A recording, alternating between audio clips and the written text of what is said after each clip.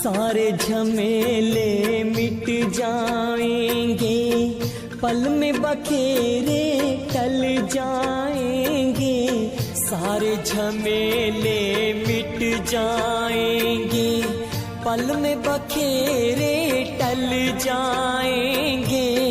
हो जा समर्पण, कर दे अर्पण, राहों में सितारे भर जाएंगे।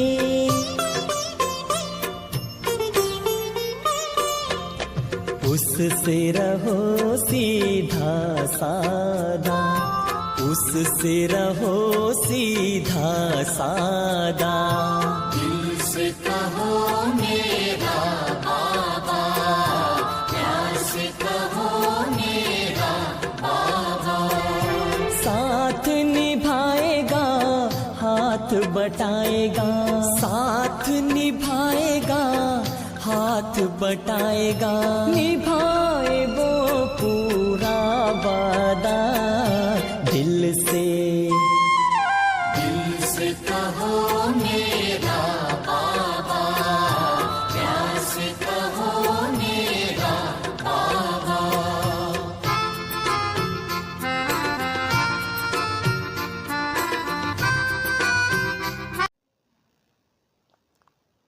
ओम शांति। आज 21 मार्च 2023 बाबा की मुरली सुनेंगे। सबसे पहले देखते हैं मुख्य बिंदु। आज बाबा ने कहा कि तुम्हें स्मृति रखनी है कि हमें मोस्ट बिलव्ड बाबा मिला है, मीठे से मीठा बाबा मिला है, जो हमें विश्व का मालिक बना रहा है, शाहों का शाह बना रहा है, और हम सूर्यवंशी राजा रानी बन रहे हैं। 21 जन्मों के लिए हेल्दी वेल्दी बन रहे हैं। बाबा ने कहा तुम्हें ये स्मृति रखनी है। तो अगर तुम, बाबा ने कहा कि स्मृति रखोगे तो तुम्हारे अंदर बहुत खुशी रहेगी, जैसे कि ढोल नगाड़े बजते रहेंगे खुशी के। और बाबा ने बताया कि जैसे गायन है, भगवान घर बैठे आते हैं, मनुष्य के घर बैठे आते हैं। तो बाबा ने कहा कि जब मनुष्य परमात्मा आएंगे तो ज़रूर मनुष्यों से ही मिलेंगे, मनुष्यों को ही ज्ञान सुनाएंगे, और मनुष्य के तन में ही आकर ज्ञान सुनाएंगे, क्योंकि मनुष्य की भाषा ही समझ सकता है, जानवर के तन में तो नहीं आएंगे न परमात्मा। फिर बाबा ने समझाया कि तुम जब किसी को ज्ञान देते हो तो सबसे पहले परमात्मा की महिमा सुनाओ कि वो सृष्टि का बीज रूप है, ज्ञान का सागर है, सुख का सागर है। बाबा ने कहा फिर अपने बारे में भी बताओ कि बीके कौन है। आगे बाबा ने बताया कि दुनिया में भगत जो आत्माएं होती हैं वो आश रखती हैं कि हम बहुत धनवान बने। तो बाबा ने कहा कि संपत्ति सब चाहते हैं, तो तुमको संपत्ति सतयुग में बहुत मिलेगी, और संपत्ति से ही सुख मिलता है। फिर बाबा ने कहा कि संपत्ति के साथ हेल्थ भी चाहिए, सुख के साथ हेल्थ भी चाहिए। बाबा ने कहा वो भी तुम्हें 21 जन्मों के लिए अपार सुख संपत्ति मिलेगी और हेल्थ भी मिलेगी। अब सुनते हैं मुरली विस्तार से। आज की मुरली का सार है, मीठे बच्चे, भगवान आया है सभी भक्तों को भक्ति का फल, मुक्ति जीवन मुक्ति का ठिकाना देने। तुम भगत से अभी वारिस बच्चे बने हो। बाबा कहते तुम पहले भगत थे, अब तुम वारिस बने हो, बाबा के बच्चे बने हो, जो वर्षे के हकदार हो। और बाबा कहते कि इस समय भगवान आया है भक्तों को भक्ति का फल देने के लिए। आज की मुरली में प्रश्न है, तुम बच्चे किस स्मृति में रहो तो दिल में खुशी के ढोल बाजे बजते रहेंगे। उत्तर है, सदा स्मृति रहे कि मोस्ट बिलव्ड बाबा आया है हमें विश्व का मालिक, शाहों का शाह बनाने। बाबा कहते तुम्हारे अंदर ये याद रहनी चाहिए कि सबसे मीठा सबसे प्यारा बाबा आया है हमको शाहों का शाह बनाने। हम अभी सूर्यवंशी राजा रानी बन रहे हैं। बाबा हमें 21 जन्मों के लिए एवर हेल्दी वेल्दी बना रहे हैं। हमारे सतयुगी राज्य में सब चीज़ें फर्स्ट क्लास होंगी। बाबा कहते हैं सारी बातें याद करो कि हम सूर्यवंशी राजा रानी बनने वाले हैं। 21 जन्मों के लिए हम हेल्दी वेल्दी बनेंगे और फर्स्ट क्लास चीज़ें हमको सतयुग में मिलेंगी। तत्व भी सतो प्रधान होंगे, आत्मा और शरीर दोनों गुलगुल फूल समान होंगे। इसी स्मृति से दिल में खुशी के ढोल बाजे बजते रहेंगे। ये सारी बाबा ने बातें बताई। बाबा कहते हैं इन सब बातों को तुम याद करोगे, स्मृति में लाओगे तो तुम्हारे अंदर खुशी के ढोल बाजे बजते रहेंगे। ओम शांति। बच्चे जानते हैं कि बाप परम धाम में रहने वाला है। वह बाप खुद बच्चों को कहते हैं अब तुम भगत नहीं हो, अभी तो तुम भगवान के बच्चे हो। भगत भगवान को ढूंढते रहते हैं। अब बाबा कहते हैं कि तुम भगत नहीं रहे, अब तुम बच्चे बन गए हो भगवान के। भगत को भगवान नहीं कह सकते, भगत अनेक हैं, भगवान एक है। अब भगत मनुष्य हैं तो ज़रूर भगवान को भी मनुष्य रूप में आना पड़े। अब बाबा कहते हैं भगत कोई भगवान थोड़ी ना हो सकता है, भगत तो भगवान को ढूंढते हैं और भगत कई सारे होते हैं, भगवान एक ही होता है। गाया जाता है भगवान घर बैठे आते हैं। किसके घर? मनुष्यों के घर। अभी हमको बाबा घर बैठे मिला है ना, तो बाबा कहते भगवान आते हैं घर बैठे। भगवान को ज़रूर मनुष्य रूप धारण करना पड़े। निराकार परम पिता परमात्मा एक है, भगत अनेक हैं। सभी मनुष्य इस समय भगत हैं, भगवान को याद करते हैं, समझते हैं कोई समय भगवान को आना ज़रूर है। अब भगवान आते हैं, साकार तन का आधार लेते हैं। फिर बाबा कहते हैं इस समय सब आत्माएं क्या हैं? भगत हैं, भगवान को याद करती हैं, तो ज़रूर आएगा वो कभी ना कभी। तो वह है स्वर्ग का रचयिता, तो ज़रूर एक ही होगा ना, अनेक तो नहीं हो सकते। भगवान आकर मनुष्य रूप में भक्तों को समझाते हैं। आधा कल्प तो मुझे याद करते हैं, ड्रामा अनुसार ज़रूर भक्ति मार्ग में याद करना ही है। फिर मैं भगवान मनुष्य का रूप धरकर भक्तों के पास आता हूँ। अब बाबा कहते तुम आधा कल्प याद करते हो मुझे, भगत याद करते हैं। फिर बाबा कहते मैं आता हूँ। भगत भी मनुष्य हैं तो हमको मिलना भी मनुष्यों से ही है। ज़रूर मनुष्य का रूप धारण करना पड़े, कोई कच्छ मच्छ का नहीं। अब भगवान आकर ज्ञान सुनाएगा तो जानवर के तन में तो आकर ज्ञान सुना नहीं सकता, मनुष्य क्या समझेंगे।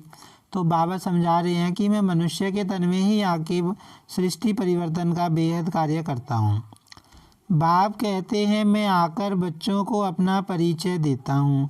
मेरा पार कोई पा न सके, इसलिए मैं ही आकर अपना परिचय देता हूँ कि मैं आया हुआ हूँ। अब भगवान को ढूंढने की तो दुनिया में सबने कोशिशें की, हमने भी की थी, लेकिन बाबा का कोई पार थोड़ी ना पार पाया। बाबा का पार कोई पा नहीं पाया। तो बाबा कहते हैं कि मैं जब आता हूँ खुद तभी मैं अपना परिचय देता हूँ। तुम बच्चे जानते हो बाप मनुष्य तन लेकर आते हैं, वह भी समझाते हैं कि मैं किस भगत के तन में प्रवेश करता हूँ। यह ब्रह्मा है सबसे बड़ा भगत, एक तो भगत नहीं है। जो भी पुराने भगत हैं उनका हिसाब बताते हैं। अब बाबा किस में आता है? जो सबसे पुराना भगत है, माना ब्रह्मा बाबा बहुत भगत थे। बाबा लक्ष्मी नारायण की पूजा करते थे। वही प्राचीन देवी देवता जो सतयुग आदि में थे, फिर वह भक्ति मार्ग में आते हैं तो भक्ति शुरू कर देते हैं, तो वह हुए सबसे पुराने भगत। उन्होंने ही पूरी भक्ति की है। वही आए हैं भगवान से मिलकर देवी देवता पद को प्राप्त करने। बाबा कहते जो आत्माएं देवी देवता बनी थी वही अब इस समय भगत बन गई हैं। 84 जन्मों का पाठ बजाते बजाते तो वही भगवान से आके मिली हैं पहले। फिर आकर सम्मुख मिलते हैं। तुम जानते हो हम भगत थे, सारी दुनिया भगत है। भगवान आया हुआ है भक्तों की रक्षा करने, क्योंकि भगत बहुत दुखी हैं। बाबा कहते भगत बहुत दुखी हैं। भक्तों को यह पता नहीं है कि शांति और सुख कहाँ होता है। भगवान आकर समझाते हैं मैं जब आता हूँ तो सौगात लेकर आता हूँ बच्चों के लिए। बेहद का बाप जरूर बेहद की सौगात लेकर आएंगे। अब जैसे कोई पिता किसी शहर में अपने बच्चों को छोड़कर चला जाता है काम करने के लिए, फिर जब आता है तो अपने बच्चों के लिए कुछ ना कुछ लेकर आता है। तो ऐसे ही बाबा हमारा बेहद का बाप है, 5000 साल के बाद आया है, तो हमारे लिए बेहद की स्वर्ग की सौगात लेकर बाबा आया है। अभी तुम समझते हो हम भगत नहीं हैं, भगवान ने आकर अपना ही वारिस बनाया है। भगत वारिस नहीं होते, वह ऐसा नहीं समझते कि हम बच्चे हैं, बाप से हमको वर्षा लेना है, वह तो सर्वव्यापी कह देते हैं। अब बाबा कहते तुम इस समय भगत नहीं रहे, तुम बन गए बच्चे, और बच्चे का बाप की प्रॉपर्टी पर हक होता है, वारिस होता है बच्चा। तो बाबा कहते तुम वारिस बन गए हो, शिव बाबा की जो प्रॉपर्टी है उसके हम वारिस बन गए हैं। लेकिन जब हम भगत थे, बाबा कहते भगत अपने को वारिस नहीं समझते, भगत तो क्या समझते हैं, हे प्रभु हम तुम्हारे चरणों की धूल के बराबर हैं। वो हमेशा अपने को नीचे ही समझते हैं, दास समझते हैं। तो फिर भगवान कहाँ से आए? एक बात और बाबा कहता कि भगत क्या समझते हैं, भगवान तो सब में है, तो वो कहाँ से आएगा जब सबके अंदर है। तो अब तुमको वर्षा ज़रूर चाहिए, इसलिए मुझे याद करते हो। वर्षा भी फर्स्ट क्लास चाहिए, सेकंड थर्ड क्लास नहीं। सभी भगत भगवान को याद करते हैं कि जाकर उनसे मिले, परंतु जानते नहीं कि कैसे उनके पास जाएं। अब सारे चाहते तो हैं भगवान से मिलने के लिए, लेकिन उनको रास्ता तो नहीं पता ना, तो भगवान को आना पड़ता है। पढ़ाते भी हैं, तुम जानते हो भगवान आया हुआ है सबको भक्ति का फल देने अथवा सबको सुखी करने। भगवान को अभी ही आना होता है, वह है रूहानी पंडा। वास्तव में मनुष्यों का सच्चा तीर्थ है मुक्ति और जीवन मुक्ति धाम। स्वर्ग में रचने वाले देवताओं के जड़ चित्र यहाँ हैं, उन जड़ चित्रों पास जाते हैं यात्रा करने। अब बाबा कहते हैं कि जो मनुष्यों का सच्चा तीर्थ है वो कौन सा है, मुक्ति और जीवन मुक्ति धाम है। और जो स्वर्ग में देवताएं थे उनके तो अब क्या रह गए, जड़ चित्र रह गए हैं, तो उनकी यात्राएं करने जाते हैं मनुष्य। वह हो जाती है जिस्मानी यात्रा। दिलवाड़ा मंदिर में वह जगत अम्बा के पास यात्रा करने जाते हैं, वह है भक्ति। भगवान आकर इन यात्रा के धक्कों से छुड़ा देते हैं। भगत भगवान को मिलते हैं तो भगवान भक्ति के दुखों से छुड़ाकर ठिकाने लगा देते हैं। अब बाबा कहते हैं कि भक्ति में यात्राएं होती हैं वो धक्का खाने वाली होती हैं, आत्मा दुखी होती है। तो बाबा कहते हैं जब मैं आता हूँ तो सब भक्तों को इन भक्ति से छुड़ा देता हूँ, सब कष्टों से छुड़ा देता हूँ और ठिकाने लगा देता हूँ। बाबा ने हमको ठिकाना दे दिया ना, मुक्ति जीवन मुक्ति धाम का। बाप कहते हैं जो भी सब धर्म वाले हैं सब मनुष्य मात्र को अभी ठिकाने लगाने आया हूँ। असुर ठिकाना है मुक्ति जीवन मुक्ति धाम। बाबा कह रहे हैं कि मैं सब मनुष्यों को ठिकाने लगाने आया हूँ, सभी को अपने धाम व स्वर्ग धाम ले जाते हैं। तुम बच्चों की बुद्धि में है बाबा परम धाम से आया हुआ है। आत्मा ही चाहती है कि हम भगवान के पास जाएं। याद कौन करते हैं, आत्मा याद करती है इन ऑर्गन्स द्वारा। बाप कहते हैं अब तुमको देही अभिमानी बनना है, तुम्हारी बुद्धि में ज्ञान टपकता रहता है। अब बाबा कहते हैं कि अब तुमको आत्म अभिमानी बनना है, आत्मा समझने की प्रैक्टिस करनी है। बरोबर ड्रामा अनुसार बाबा आया हुआ है, बच्चों को रावण के दुख से छुड़ाकर अपने साथ ले जाएंगे। गाइड बनकर आए हैं। तुमको रूहानी तीर्थों पर जहाँ जाना है वहाँ से फिर लौटकर नहीं आना है।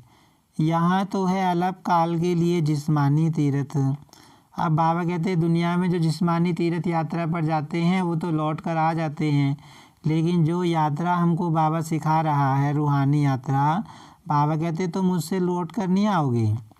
यह जड़ तीर्थ बंद हो जाते हैं, फिर तुम सभी तीर्थों पर जाते हो। सच्चा तीर्थ एक है मुक्ति धाम, दूसरा है जीवन मुक्ति धाम। उन सभी तीर्थों पर जाने लिए भी भगत जिस्मानी तीर्थ करते रहते हैं। बरोबर जिस्मानी तीर्थ जन्म जन्मांतर करने बाद फिर उनसे छूटकर हम रूहानी तीर्थों पर चले जाएंगे। अब बाबा कहते जो जिस्मानी तीर्थ यात्राएं हैं बाबा सबसे छुड़ा रहा है, हमको रूहानी तीर्थ पे ले जा रहा है। रूहानी तीर्थ कौन सा है, मुक्ति धाम है। फिर बाबा कहते जीवन मुक्ति धाम है, मतलब सतयुगी दुनिया। मुक्ति धाम में जाकर बैठेंगे, आना जाना बंद हो जाएगा। फिर स्वर्ग में जाएंगे तो वहाँ आना जाना होता रहेगा, स्वर्गवासी बन जाएंगे। तुम जानते हो कि बाबा हमको स्वर्गवासी बना रहे हैं, हम तैयारी करते हैं स्वर्ग में जाने की। अभी बाबा कहते हैं कि तुम स्वर्गवासी बनने के लिए तैयारी कर रहे हो, पुरुषार्थ कर रहे हो। दुनिया में तो किसको पता ही नहीं है, बिल्कुल बुद्धू हैं। शास्त्र आदि पढ़ने से भी कोई फ़ायदा नहीं। अभी की भेंट में तो ऐसे ही कहेंगे, अल्प काल के सुख को जरा सा कहेंगे। जास्ती मिठाई और थोड़ी मिठाई में फ़र्क तो है ना। बाबा फिर बता रहे हैं कि जो शास्त्र भक्ति मार्ग के हैं उनको पढ़ने से भी कोई फ़ायदा होता नहीं।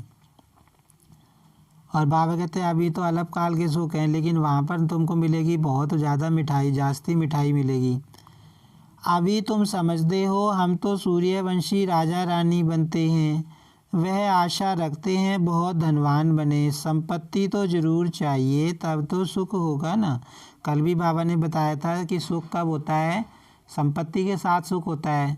और संपत्ति बाबा कहते तुमको अथाह मिलेगी सतयुग में।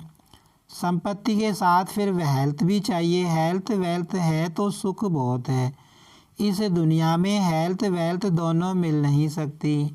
फिर बाबा कहते शरीर भी अच्छा चाहिए, हेल्थ भी अच्छी चाहिए सुख के साथ। तो बाबा कहते इस दुनिया में तो है नहीं हेल्थ वेल्थ। एक जन्म के लिए एक मनुष्य के पास यह नहीं हो सकती। वहाँ तो तुम सब 21 जन्मों के लिए हेल्दी वेल्दी रहते हो। वहाँ तो अनादि आदि हर चीज़ की बहुत सस्ताई होगी। बाबा कहते तुम एक जन्म के लिए नहीं 21 जन्मों के लिए हेल्दी वेल्दी बन जाओगे, निरोगी बन जाओगे, माला माल बन जाओगे। और इतनी सस्ताई रहेगी बाबा कहते बहुत ज़्यादा। पैसे की तो दरकार ही नहीं होगी, पैसे बदले अशरफियाँ देते होंगे और चीज़ फर्स्ट क्लास होंगी। बाबा कहते वहाँ पैसे यूज नहीं होंगे, अशरफियाँ यूज होंगी सोने की। तत्व भी सतो प्रधान बन जाते तो उनसे माल भी बहुत अच्छे बनते होंगे। खाने आदि में कितना मज़ा होगा। अभी तुम्हारे दिल में ढोल बाजा बजना चाहिए। अब बाबा स्वर्ग के बारे में बता रहे हैं, कितना बढ़िया वहाँ का खाना होगा, कितनी फर्स्ट क्लास प्रकृति होगी, कितना तुम्हारे पास धन होगा और कितने तुम्हारी निरोगी काया होगी। माना तन मन धन के अपार सुख बाबा कहते तुमको मिलेंगे। तो तुम्हारे दिल में तो अब ढोल बाजे बजने चाहिए, खुशी होनी चाहिए। मोस्ट बिलव्ड बाप आए हुए हैं, कहते हैं मैं तुम्हारा मोस्ट बिलव्ड बाप हूँ। 63 जन्म तुमने याद किया है, ज़रूर बिलव्ड है तब तो याद करते हैं ना। अब बाबा कहते मैं तुम्हारा सबसे मीठा सबसे प्यारा बाप हूँ। प्यारा हूँ तभी तो तुम मुझे इतने सालों से याद करते आए हो। मनुष्यों को तो कुछ भी पता नहीं। बाबा हमको शाहों का शाह, स्वर्ग का मालिक, विश्व का मालिक बनाते हैं। देवी देवताएं विश्व के मालिक हैं ना, परंतु उन पर भी झूठे कलंक छोटेपन से ही लगा दिए हैं। अब बाबा कहते तुम शाहों का शाह बन रहे हो, विश्व का मालिक बन रहे हो। फिर बाबा कहते जो देवी देवताएं हैं वो विश्व के मालिक बनते हैं, लेकिन उन पे कलंक लगा दिए हैं, कितनी झूठी बातें लगा दी हैं। माया बिल्कुल ही 100% नॉनसेंस बुद्धि बना देती है। यह भी ड्रामा का खेल है। तो अब मोस्ट बिलव्ड बाप कहते हैं मुझे याद करो तो तुम्हारे पूरे विकर्म विनाश हों, गुलगुल फूल बनो। अब बाबा कहते हैं अगर तुम मुझे याद करोगे तो भी तो तुम्हारे पाप कटेंगे और तुम पुण्य आत्मा बन जाओगे, फूल बन जाओगे। आत्मा गुलगुल होगी तो शरीर भी ऐसा अच्छा मिलेगा। तमेव माताश पिता, यह किसकी महिमा है। कुत्ते बिल्ली सब में ईश्वर है तो क्या उनको कहेंगे मात पिता। मनुष्यों की बुद्धि क्या बन पड़ी है, भवका कितना दिखाते हैं। इसको कहा जाता है माया का पंप। अब बाबा कहते हैं भगवान सर्वव्यापी हैं। कुत्ते बिल्ली में जानवरों में भगवान है। तो बाबा कहते भाई जानवरों के अंदर भगवान कैसे हो सकता है, और होगा तो कैसे ज्ञान सुनाएगा, और उनको फिर कैसे माता पिता कहेंगे। बाबा कहते तो इस समय तो बाबा कहते ऐसा नहीं है। और रावण का बाबा कहते इतना भभका लगा पड़ा है चारों तरफ। रावण के राज्य में मनुष्यों को नशा कितना है जानते कुछ भी नहीं। तुम्हारे में भी जो अच्छे ज्ञान की धारणा करने वाले हैं उन्हों को नशा चढ़ता है। ज्ञान की धारणा नहीं तो सूरत भल मनुष्य की है परंतु सीरत बंदर की है। बाबा कहते अगर ज्ञान धारण नहीं हो रहा तो क्या है, बाबा कहते फिर तो तुम भले सूरत मनुष्य की है लेकिन सीरत तो बंदर की है ना, 5 विकार हैं। तुम बच्चे अब समझते हो हम श्रीमत पर चल भारत के मनुष्य मात्र को श्रेष्ठ दैवी गुणधारी बनाते हैं, अर्थात हम भारत को श्रेष्ठ दैवी राजस्थान बनाते हैं। जिनको यह नशा होगा वही ऐसे बोलेंगे, कहाँ भी भाषण करो तो बोलो हम श्री अर्थात श्रेष्ठ मत पर चल रहे हैं। अब बाबा कहते तुम क्या कर रहे हो, गुण धारण करके नई दुनिया बना रहे हो, दैवी साम्राज्य बना रहे हो। बाबा कहते फिर बाबा कहते भाई ये चीज़ें जब भी तुम भाषण करो किसी को ज्ञान सुनाओ तो बताओ कि हम अभी किसकी श्रीमत पे चल रहे हैं। भगवान है ज्ञान का सागर आनंद का सागर, हम उनकी मत पर चल रहे हैं। यादव और कौरव दोनों हैं रावण की मत पर और हम पांडव हैं भगवान की श्रीमत पर। जीत भी हमारी है। श्री कृष्ण कोई स्वर्ग स्थापन नहीं करते हैं, भगवान बाप ही स्थापन करते हैं। अब बाबा कहते हैं उनको बताओ कि इस समय हम परम पिता परमात्मा की श्रीमत पर चल रहे हैं जो कि स्वर्ग को रचने वाला है। कृष्ण स्वर्ग को रचने वाला नहीं है। हम भारत को श्रेष्ठ बनाते हैं और कोई भी ऐसे कह नहीं सकेगा कि हम ईश्वरीय मत पर हैं। अब वो तो चल ही नहीं रहे भगवान की मत पे तो कैसे कहेंगे। हाँ कहेंगे ईश्वर की प्रेरणा से करते हैं।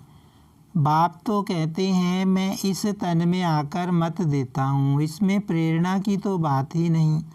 तो पहले पहले निराकार की महिमा करनी चाहिए। वह मनुष्य सृष्टि का बीज रूप है, ज्ञान का सागर सुख का सागर है। अब बाबा कहते कि पहले महिमा तो निराकार की, वो मनुष्य सृष्टि का बीज रूप है, ज्ञान का सागर सुख का सागर है। उनकी मत पर हम चलते हैं। मत माने राय। बाबा हमको राय देता है ना हर काम के बारे में कि ये काम ऐसे करो, उठो ऐसे, बैठो ऐसे, खाना खाओ ऐसे, क्या खाओ क्या नहीं खाओ, ये बाबा मत देता है, मतलब राय देता है। तो उसकी बाबा की राय पर तो हम चल रहे हैं। तो बाबा कहते तुम दूसरों को समझाओ कि हम किसकी मत पे चल रहे हैं। वह हमारा बाप है, परम धाम में रहने वाला है, स्वर्ग का रचयिता है। जो जानता होगा वही महिमा करेगा। अब बाबा के बच्चे बाबा कहते जो जानता होगा बाबा की पूरी महिमा तभी तो दूसरों के सामने करेगा। सारे सृष्टि को पावन बनाने वाला तो एक ही होना चाहिए, अनेक थोड़े ही होने चाहिए। तो सिवाय हमारे बाकी सब हैं रावण की मत पर। हम श्रीमत से भारत को फिर से दैवी राजस्थान बना रहे हैं। यह अनेक धर्म सभी विनाश होने। हम जो बीके हैं हम सभी ने यह प्रैक्टिकल अनुभव किया है। बाबा कहते हैं उनको ऐसे बताओ कि अब तो सब जानने वाला है, हमने अनुभव किया है प्रैक्टिकल। हम प्रजापिता ब्रह्मा के बच्चे हैं, हो तुम भी, परंतु हम प्रैक्टिकल में अब हैं। फिर भक्ति मार्ग में गाया जाएगा। परम पिता परमात्मा ने ब्रह्मा द्वारा मनुष्य सृष्टि रची। वह समझते हैं शायद फट से देवता बन गए, परंतु नहीं, ब्रह्मा द्वारा पहले ब्राह्मण रचे फिर वर्णों में ले आना चाहिए।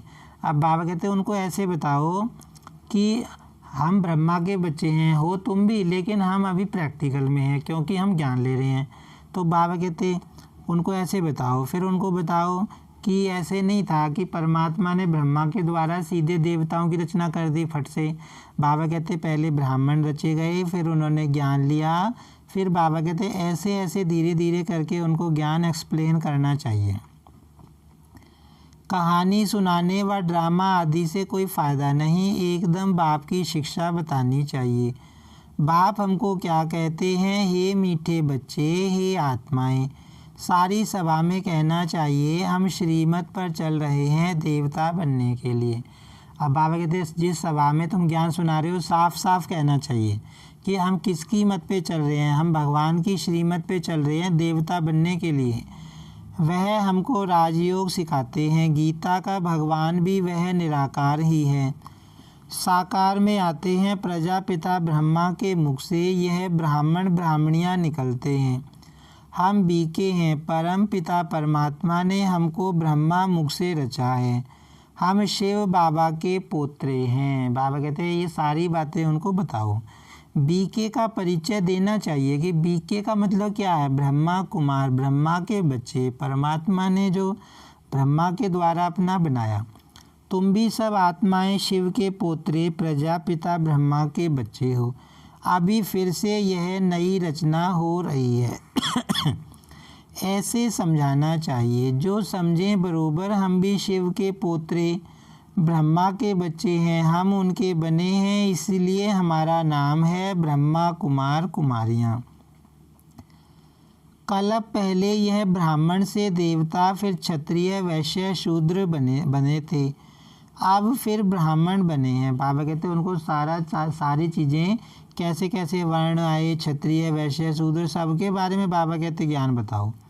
ऐसे ऐसे अच्छी रीति चक्र का राज बुद्धि में बिठाना चाहिए। अच्छी तरह बाबा कहते बाबा का ज्ञान सामने वाले की बुद्धि में बिठाना चाहिए।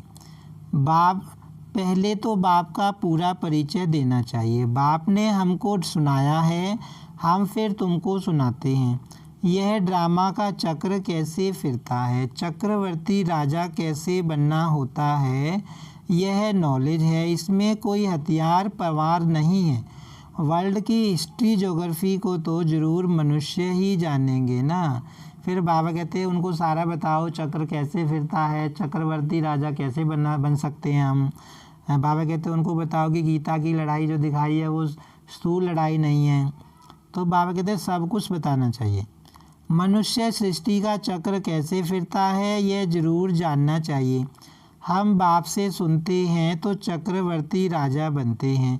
तुमको भी बेहद के बाप से सुख लेना है तो पुरुषार्थ करो। अब बाबा कहते हैं उनको ऐसे बोलो कि भाई हम तो पुरुषार्थ कर रहे हैं, बरसा ले रहे हैं, तुम भी लेना है, तुम भी करो मेहनत। बेहद का बाप है ही स्वर्ग का रचयिता, उनसे बेहद का सुख मिलता है तो क्यों नहीं बेहद के बाप को याद करना चाहिए। लौकिक बाप के वर्षे से राजी नहीं होते, हम बेहद के बाप से 21 जन्म सुख पाते हैं। अब प्रॉपर्टी भी देखो एक लौकिक बाप से मिलती है, दुनिया में जो शरीर वाले पैदा होते हैं उनसे भी प्रॉपर्टी मिलती है, लेकिन वो थोड़ी सी मिलती है। लेकिन हमको मिल रही है बेहद की प्रॉपर्टी, वो भी 21 जन्मों के लिए।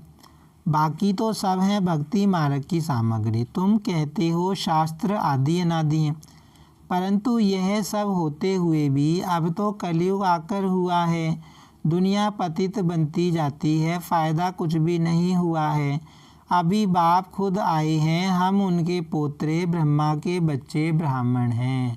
आज बाबा सारा ज्ञान समझा रहा है, सेवा के ऊपर मुरली बाबा चला रहे हैं कि ऐसे ऐसे उनको बताओ कि हम ब्रह्मा के बच्चे हैं, ब्राह्मण हैं और शिव के पोत्रे हैं। वास्तव में तो वह तुम्हारा भी बाप है। ऐसे ऐसे अच्छी तरह से समझाओ तो वह भी पानी हो जाएं, पिघल जाएं।